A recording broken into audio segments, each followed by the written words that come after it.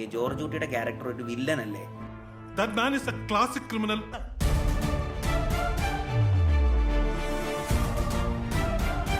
സത്യത്തില് ഗീതാ പ്രഭാകറിന്റെ കഥാപാത്രമല്ലേ ഒരു നായകനായി അല്ലെങ്കിൽ ഒരു നായകസ്ഥാനം ഉള്ളത്? ആ നായക സ്ഥാനത്തിരിക്കുന്ന ആൾക്കാർക്ക് നീതി കിട്ടിയിട്ടില്ല എന്ന് തോന്നുന്നുണ്ടോ? അതോ അത് എത്രത്തോളം ശരിയാണ് ആ ഒരു കേസ്? അഗൈൻ ഞാനൊരു മൂവി ലവർ എന്ന രീതിയിൽ മാത്രമേ വക്കീലായിട്ട് പറഞ്ഞാൽ മതി. എനിക്കിത് വക്കീലായിട്ട് പറയാൻ പറ്റത്തില്ല ആൽവിനെ. കാരണം വക്കീലായിട്ട് ഞാൻ ചിന്തിക്കുമ്പം there are so many things to it.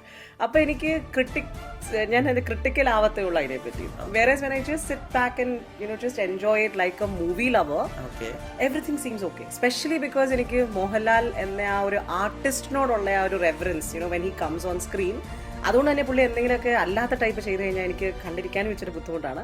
But ദൃശ്യത്തിലൊക്കെ George കുട്ടിയൊക്കെ ഞാൻ എത്ര വേണേലും കണ്ടിരിക്കും. അപ്പൊ ന്യായം അവരുടെ ഭാഗത്തുണ്ടെങ്കിലും അപ്പുറത്തെ സൈഡിലൊരു നീതിയുടെ പ്രശ്നം കൂടെ ഉണ്ടല്ലോ.